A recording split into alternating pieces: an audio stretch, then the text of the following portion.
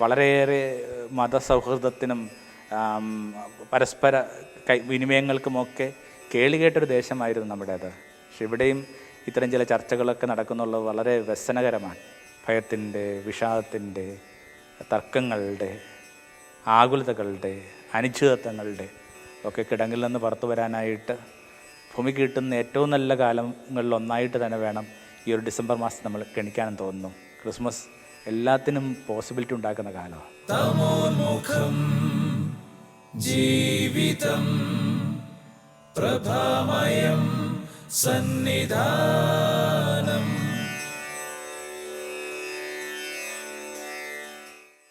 ഗുരുയാനത്തിലേക്ക് സ്നേഹവന്ദനം. ക്രിസ്മസിന് ഇനി ഒരു 4 ദിവസങ്ങൾ കൂടിയേ ഉള്ളൂ. കൃബിലെ ഉണ്ണിയേശുവിനെ ഇനിയും വെച്ചിട്ടില്ല. ഡിസംബർ വല്ലാത്തൊരു ഹൃദ്യതയുള്ള കാലമാണ്. ഭൂമി തന്നെ ഏറ്റവും സ്നേഹമുള്ള ഒന്നിനു വേണ്ടി വല്ലാതെ കാത്തിരിക്കുന്നൊരു കാലമാണ്. പഠിച്ചിരുന്ന കുറച്ച് കാലം തൃശ്ശൂരിലുണ്ടായിരുന്നു. ഒരു 3 വർഷവും ഈ ഡിസംബർ ആദ്യം വരുന്ന ഒരു പാലക്കാടൻ കാറ്റ് വസ്തുതയിൽ പ്രകൃതിയുടെ മാത്രം ഒന്നായിട്ടല്ല കണക്കാക്കുന്നത്, നമ്മുടെ ഉള്ളിലേക്കും ഈ നനവും ആർദ്രതയും ഒക്കെ തരുന്നൊരു കാലമായിട്ടാണ് തോന്നിയത്. വല്ലാത്ത സ്നേഹവും സന്തോഷവും ശാന്തിയുമൊക്കെ കാറ്റിൽ വീശുന്നുവെന്ന് ലോകം മുഴുവൻ വിശ്വസിക്കുന്നൊരു മാസമാണ് ഡിസംബർ.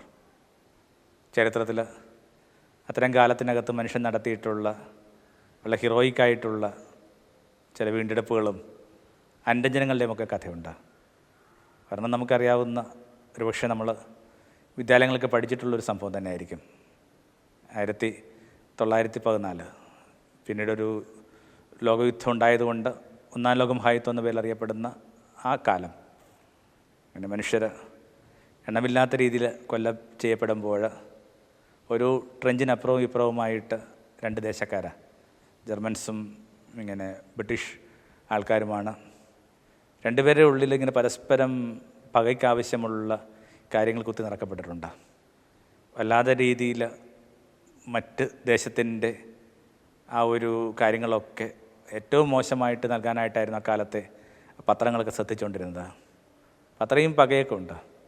എന്നിട്ട് ആ രാത്രിയിൽ ഒരു വശത്ത് നിന്ന് പതുക്കെ ഇങ്ങനെ ഒരു ക്രിസ്മസ് കരളിൻ്റെ ഗീതം ഉയരുമ്പോൾ ഈ ട്രെഞ്ചിലുള്ള മനുഷ്യർ പുറത്തേക്ക് വരിക, കൈ നീട്ടി.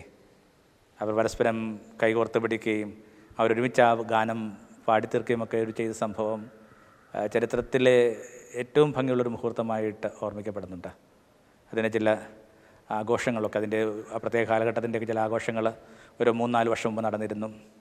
നിരവധി ചലച്ചിത്രങ്ങൾ അതിനെ ആധാരമാക്കി വന്നിട്ടുണ്ട്.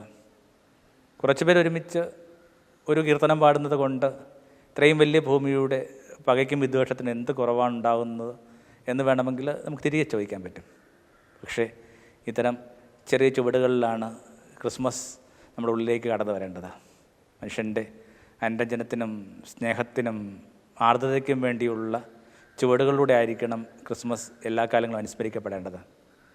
വലിയ പ്രത്യാശയിൽ ചരിത്രത്തെ കാണാനായിട്ട് ശ്രമിക്കുന്നൊരു പുസ്തകമെന്ന് ഓൾറെഡി ഞാൻ നിങ്ങളെ പരിചയപ്പെടുത്തിയിട്ടുള്ളൊരു പുസ്തകമുണ്ടല്ലോ, humankind a hopeful history.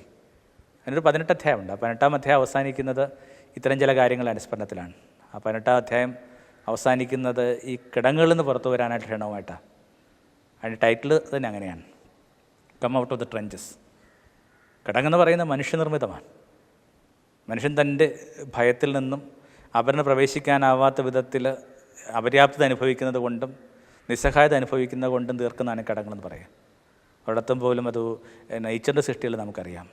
അപ്പോൾ ഓരോരുത്തരും സൃഷ്ടിച്ചിരിക്കുന്ന കിടങ്ങളിൽ നിന്ന് പുറത്തു വരേണ്ട വൈകുന്നേരമായത്. ഭയത്തിൻ്റെ, വിഷാദത്തിൻ്റെ, തർക്കങ്ങളുടെ, ആകുലതകളുടെ, അനിശ്ചിതത്വങ്ങളുടെ ഒക്കെ കിടങ്ങിൽ നിന്ന് പുറത്തു വരാനായിട്ട് ഭൂമിക്ക് കിട്ടുന്ന ഏറ്റവും നല്ല കാലങ്ങളിലൊന്നായിട്ട് തന്നെ വേണം ഈ ഒരു ഡിസംബർ മാസം നമ്മൾ ഗണിക്കാനും തോന്നുന്നു. അതിനകത്ത് ഈ പർട്ടിക്കുലർ ഓതർ ഒരു സംഭവം നരേറ്റ് ചെയ്യുന്നുണ്ട്. നേരത്തെ പറഞ്ഞത് കുറച്ച് ഒരു 1.5 നൂറ്റാണ്ടെങ്കിലും പഴക്കമുള്ളൊരു കഥയായിരിക്കാം, അല്ലെങ്കിൽ 1.25 നൂറ്റാണ്ടൊക്കെ വേണം പറയാം. 1914 എന്നല്ല പറഞ്ഞത്. ഓക്കെ, ഇത് ഫസ്റ്റിൽ ഒരു റീസെൻ്റ് ആയൊരു സംഭവമാണ്. 2006 തൊട്ടാണ് ആ കാര്യങ്ങൾ ആരംഭിക്കുന്നത്. കൊളംബിയ എന്ന് പറയുന്ന ഒരു ലാറ്റിൻ അമേരിക്കൻ ദേശം നമുക്കറിയാം. അവിടെ ഇങ്ങനെ നിരന്തരമായ സംഘർഷങ്ങളുണ്ട്.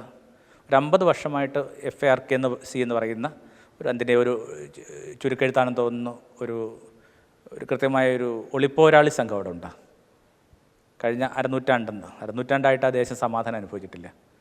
ഇവർ വനത്തിൽ പാർക്കുകയും ആയുധം കൊണ്ട് പൊതുസമൂഹം നമ്മൾ വിശേഷിപ്പിക്കുന്നവർക്ക് ഭീഷണിയൊക്കെ ആയി മാറിക്കൊണ്ടിരിക്കുക.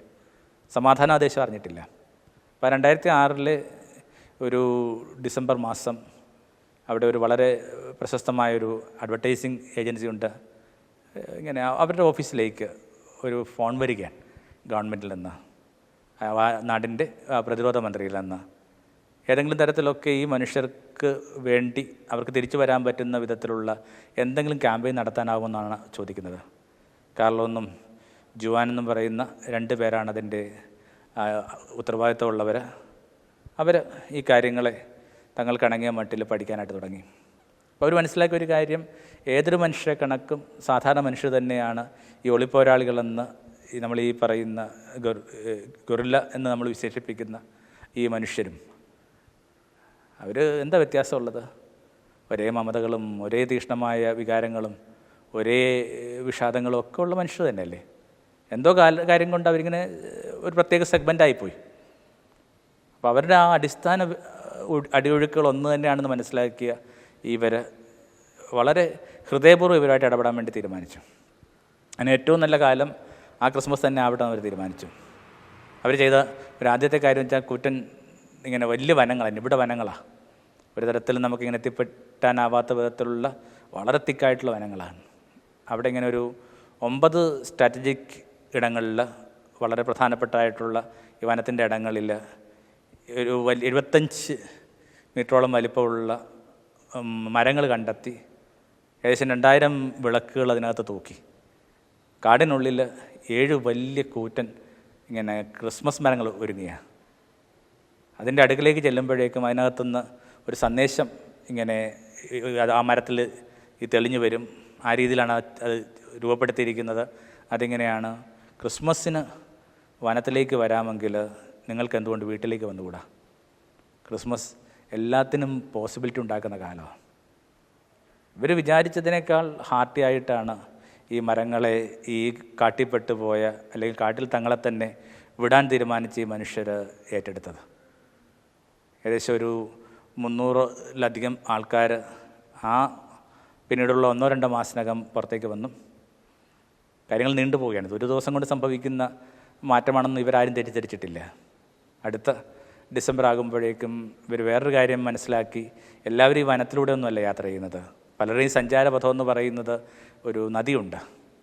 ആ നദിയിലൂടെയാണ് ഇവർ യാത്രയും സഞ്ചാരവും ഇടപെടലുകളും ഒക്കെ നടക്കുന്നത്. അതുകൊണ്ട് ഈ നദിയിലേക്ക് അവർ കുറേ ക്രിസ്മസ് ബോൾസ് ഒഴുക്കിവിടാൻ തീരുമാനിക്കുക. ഇങ്ങനെ ട്രാൻസ്പെറൻ്റായ, അകത്ത് വെളിച്ചം വന്നു കഴിഞ്ഞാൽ കാണാൻ പറ്റുന്ന വിധത്തിലുള്ള ഈ ക്രിസ്മസ് ദീപങ്ങൾ ഇവർ ഈ നദിയിലേക്ക് ഒഴുക്കിവിടുക. അതിനകത്ത് ഇവർ ഉറ്റവരെഴുതിയ കത്തുകളും ചെറിയ സമ്മാനങ്ങളൊക്കെ ഉണ്ട്. അതും വലിയ വ്യത്യാസം ഉണ്ടാക്കി. പിന്നെ അടുത്ത് വരുന്ന ഒരു ക്രിസ്മസ് കാലത്തിനകത്ത് അവർ ചെയ്തത്, ഈ കാട്ടിപ്പെട്ടുപോയവർക്ക് പുറത്തേക്ക് വരാനായിട്ട് എളുപ്പമല്ല. പലപ്പോഴും അവർ വഴിതെറ്റിപ്പോകുന്നുണ്ട്. അതുകൊണ്ട് അവർക്ക് വഴിതെളിക്കാനായിട്ട് ഇങ്ങനെ ദീപങ്ങളെ പ്രതിഷ്ഠിക്കുകയും ഈ ലൈറ്റ് ഹൗസിൻ്റെ കണക്കുള്ള കൃത്യമായിട്ട് ഈ വെളിച്ചം എത്തിക്കുന്ന രീതിയുമൊക്കെ അവർ സജ്ജീകരിച്ചു. അവരതിനിട്ടിരിക്കുന്ന പേര് തന്നെ ഓപ്പറേഷൻ ബത്ലഹേം എന്നാണ്. ബത്ലഹേമിലേക്ക് ഇങ്ങനെ ജ്ഞാനികൾ യാത്രയാകുന്നത് ഈ നക്ഷത്രങ്ങൾ നോക്കിയാണല്ലോ. പുറത്തേക്കുള്ള തങ്ങളുടെ വീണ്ടെടുപ്പിന് ഈ ആകാശത്ത് തെളിയുന്ന നക്ഷത്രങ്ങൾ പണ്ടെങ്ങോ തെളിഞ്ഞൊരു നക്ഷത്രത്തിൻ്റെ മറ്റൊരു പതിപ്പായി.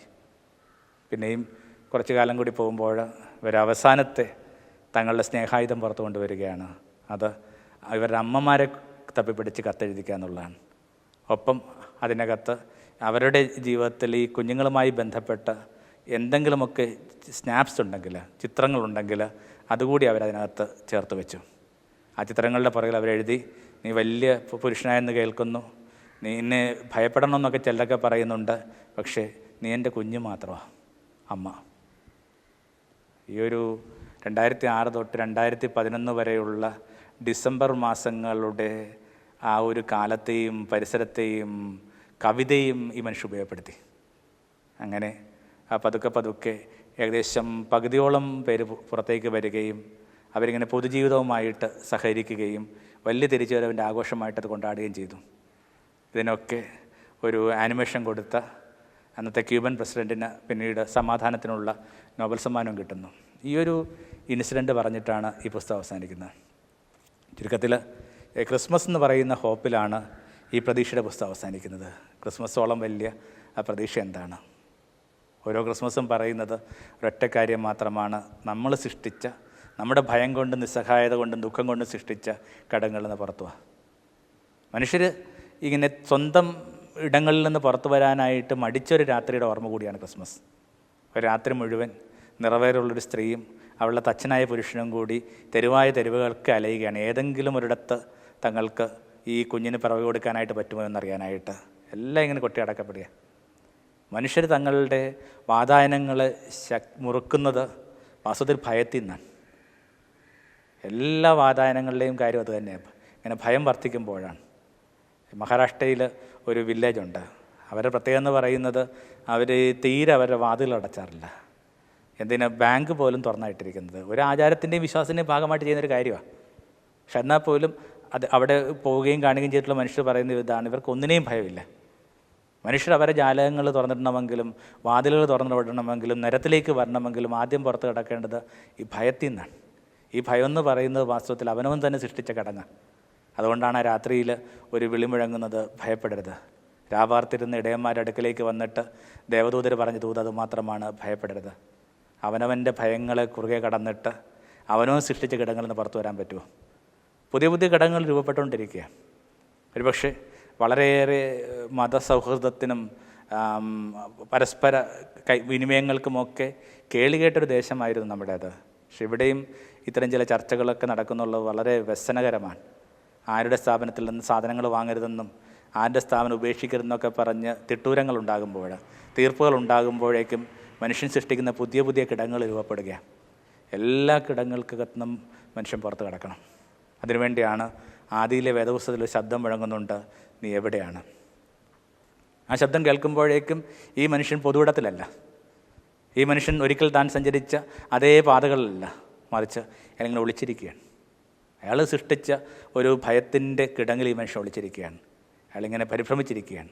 യഹൂദരുടെ പാരമ്പര്യം അനുസരിച്ചിട്ട് ഇങ്ങനെ ഒരു തെറ്റിൽ ഏർപ്പെടുന്നതിനേക്കാൾ മുമ്പ്, ഒരു അനുസരണക്കേളിൽ ഏർപ്പെടുന്നതിന് മുമ്പ് വരെയായിട്ട് ആദത്തിന് ഭയങ്കര ഉയരമായിരുന്നു പറയുക.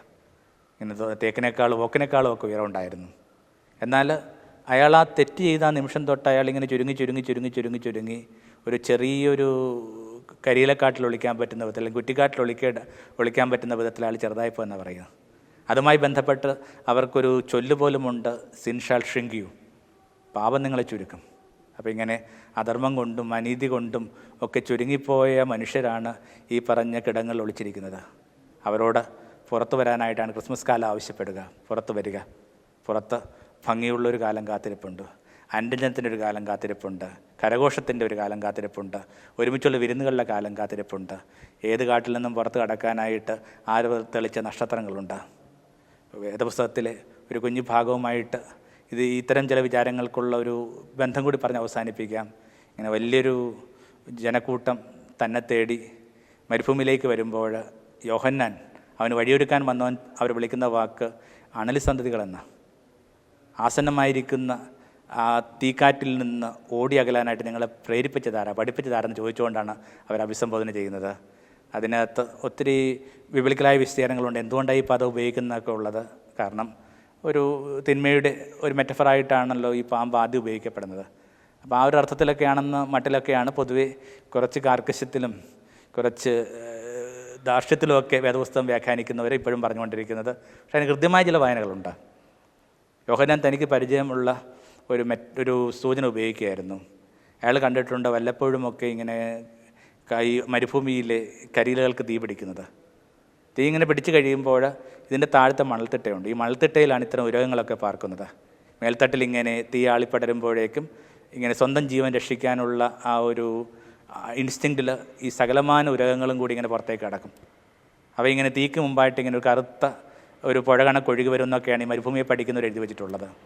അപ്പോൾ ഇത്രയും പേര് തന്നെ തേടി ഇടത്തിലേക്ക് വരുമ്പോൾ യോഹന്നാന് തോന്നുന്നൊരു കാര്യം ഇതാണ്: ഇതാ മേൽത്തട്ടിൽ തീ പിടിച്ചു തുടങ്ങിയിരിക്കുന്നു. ഇനി മനുഷ്യർക്ക് അവരുടെ ഒളിയിടങ്ങളിൽ നിന്ന് പുറത്ത് കടക്കാതിരിക്കാൻ തരമില്ല. യോഹന്നാൻ ഒരു പക്ഷേ തൻ്റേതായൊരു പരിസരത്തിൽ നിന്നുകൊണ്ട് ദൈവത്തിൻ്റെ ക്രോധമെന്ന തീയെന്നായിട്ട് അതിനെ ധരിച്ചിട്ടുണ്ടാവും. എന്നാൽ വർഷങ്ങൾക്ക് ശേഷം അയാൾ അതിനെ ദൈവസ്നേഹത്തിൻ്റെ തീയായിട്ട് പറയും. ഞാൻ ഭൂമിയിലേക്ക് വന്നിരിക്കുന്നത് തീയിടാൻ വേണ്ടിയാണ്. ആ സ്നേഹത്തിൻ്റെ ആ തീപ്പൊയ്കയിൽ പെട്ടുപോയ മനുഷ്യർ പുറത്ത് കടക്കുകയാണ്. അവർക്ക് പുറത്ത് കടക്കാനുള്ള കാലമാണ് ക്രിസ്മസ്. അവനവൻ പെട്ടുപോയ, അവനവനുണ്ടാക്കിയ ഏറ്റവും ചെറിയ ഘടകങ്ങളിൽ നിന്ന് പോലും പുറത്ത് കടക്കാനുള്ള സ്വാതന്ത്ര്യവും സമാധാനവും എല്ലാവർക്കും ഉണ്ടാവട്ടെ. Thank you. തമോന്മുഖം ജീവിതം പ്രഭാമയം സന്നിധാനം. തമോന്മുഖം ജീവിതം പ്രഭാമയം സന്നിധാനം.